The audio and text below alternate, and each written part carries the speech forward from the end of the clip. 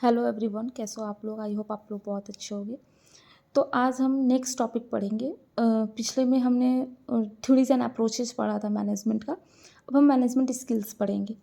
ये जो बुक्स है ना, अगर इस बुक्स के लाइन बाय लाइन को हम लोग अच्छे से पढ़ें, और चूँकि जब हम फर्स्ट बार एग्जाम देते हैं तो हम समझ नहीं पाते हैं कि क्वेश्चन किस तरह से पूछी जाती है, राइट। तो इस बुक के अगर हर एक लाइन को अगर अच्छे से पढ़ा जाए तो डेफिनेटली आप नेट जेआरएफ क्रैक कर सकोगे। तो मैंने नोट्स बनाए हैं, but I am not preferring that. मैं इस बुक्स की ही लाइंस को प्रेफर करूँगी और उसको मैं समझाने की कोशिश करूँगी, राइट। तो आता है आपका मैनेजमेंट स्किल्स। तो 3 स्किल्स तो बहुत सारे हैं। जैसे बुक्स में बहुत सारे स्किल्स दिया है: conceptual skills, human relation skills, technical, administrative, leadership skill, okay, problem solving skill, decision making skills, analytical skills, बहुत सारे स्किल्स हैं। बट ये 3 स्किल्स जो हैं ज़्यादा इंपॉर्टेंट है, क्वेश्चंस ज़्यादा इनसे ही आते हैं। तो सबसे पहला है कंसेप्चुअल स्किल्स। तो कंसेप्चुअल स्किल्स जो है वो टॉप लेवल मैनेजमेंट में ज़्यादा होनी चाहिए। कंसेप्चुअल स्किल्स हम बोल सकते हैं कि आपका अमलगमेशन, जिसमें इनिशिएटिव्स लेने की स्किल्स हो, कुछ क्रिएटिव और एनालिटिकल स्किल्स हो, वो सारी चीज़ें कंसेप्चुअल स्किल्स के अंदर आती है। और ये कंसेप्चुअल स्किल्स सबसे ज़्यादा टॉप लेवल मैनेजमेंट के पास होने चाहिए, because they know about the concepts of their mission visions, what they have to do and what they have to how they make the rules and regulations of their organization. So concept must be clear. तो ये सारी skills top level management में ज़्यादा होती है, right. उसके बाद आता है ह्यूमन रिलेशन स्किल्स। और ह्यूमन रिलेशन स्किल्स को हम लोग इंटरपर्सनल स्किल्स के नाम से भी जानते हैं, राइट। इंटरपर्सनल स्किल्स का मतलब एक दूसरे से कम्युनिकेट करने की स्किल्स कितनी अच्छी है। तो ये तो हर लेवल ऑफ मैनेजमेंट में होना चाहिए, चाहे वो टॉप हो, चाहे मिडिल हो, चाहे लोअर हो। जब तक ह्यूमन रिलेशन स्किल्स यानी कि इंटरपर्सनल स्किल्स, एक दूसरे को कन्विंस करने की स्किल्स, एक दूसरे की बातों को समझने की स्किल्स हमारे अंदर नहीं होगी, तब तक हम किसी भी गोल को अचीव नहीं कर पाएंगे। तो इंटरपर्सनल स्किल्स सब में होनी चाहिए। फिर आता है technical skills. And technical skills सबसे ज़्यादा आपके लोअर लेवल मैनेजमेंट में होते हैं, क्योंकि टेक्निकली वर्क जो होता है, ग्राउंड लेवल पे किसी भी वर्क को परफॉर्म करने की मेन रिस्पॉन्सिबिलिटी जो होती है वो लोअर लेवल मैनेजमेंट की होती है।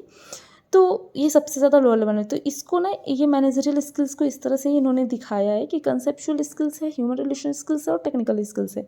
तो सबसे ज़्यादा कौन सा स्किल्स किस में होनी चाहिए? जैसे देखो कि कंसेप्चुअल स्किल्स जो है सबसे ज़्यादा टॉप लेवल मैनेजमेंट में है और टेक्निकल स्किल्स सबसे कम।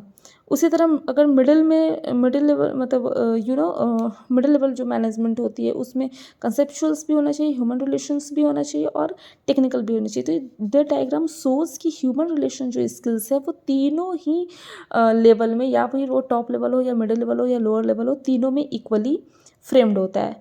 और यहाँ देखो टेक्निकल स्किल्स, तो टेक्निकल स्किल्स सबसे ज़्यादा किस में होता है? लोअर लेवल मैनेजमेंट में होता है। तो एक बार क्वेश्चन पूछा हुआ था कि द टेक्निकल स्किल्स शुड, मतलब सबसे ज़्यादा टेक्निकल स्किल्स कौन से लेवल ऑफ मैनेजमेंट्स में होता है? तो उसकी लोअर ये थी, मैंने उसमें पढ़ा था प्रीवियस ईयर क्वेश्चंस में, राइट।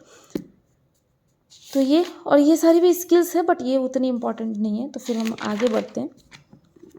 नेक्स्ट आता है कि क्वेश्चंस एक बार बहुत सारे क्वेश्चन, 2-3 बार एक क्वेश्चन रिपीट हुए हैं कि टॉप लेवल मैनेजमेंट की क्या रिस्पॉन्सिबिलिटी है, मिडिल लेवल की क्या है, लोअर लेवल की क्या है। तो कभी कभी पूछता है कि पॉलिसी फॉर्मुलेशंस और सेटिंग अप गोल्स या मेकिंग डिसीजंस, लॉन्ग टर्म चीज़ों पे जो डिसीजंस बनाए जाते हैं वो किन की रिस्पॉन्सिबिलिटी? तो टॉप लेवल मैनेजमेंट की।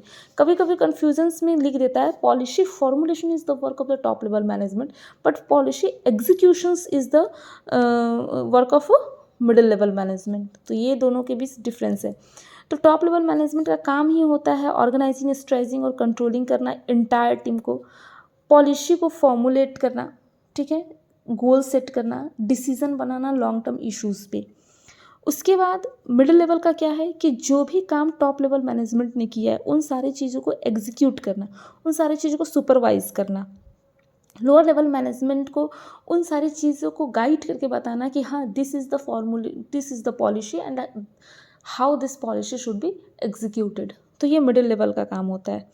मतलब जो अपर लेवल मैनेजमेंट में जो भी पॉलिसी बनाई है उस पॉलिसी को एग्जीक्यूट करना मिडिल लेवल के लोगों में।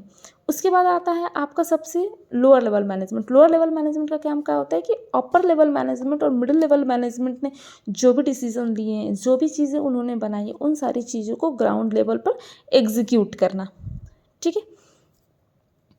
उसके बाद में कहता है कि lower level manager are actual executor होते हैं, इसलिए क्योंकि उनके पास टेक्निकल स्किल्स ज़्यादा होने चाहिए in compare to the top level management and the middle level management. तो ये हमने आज केवल पढ़ा skills and the functions of top level management, middle level management और लोअर लेवल मैनेजमेंट, जिसको हम लोग ऑपरेशनल मैनेजमेंट भी बोलते हैं क्योंकि वो ऑपरेशन से रिलेटेड काम करते हैं। और कल हम लोग पढ़ेंगे कि मैनेजमेंट रोल्स है और उसमें कौन कौन से रोल्स हैं उसके बारे में। Thank you guys, must watch the video and if you recommend something then must comment me down. Thank you so much.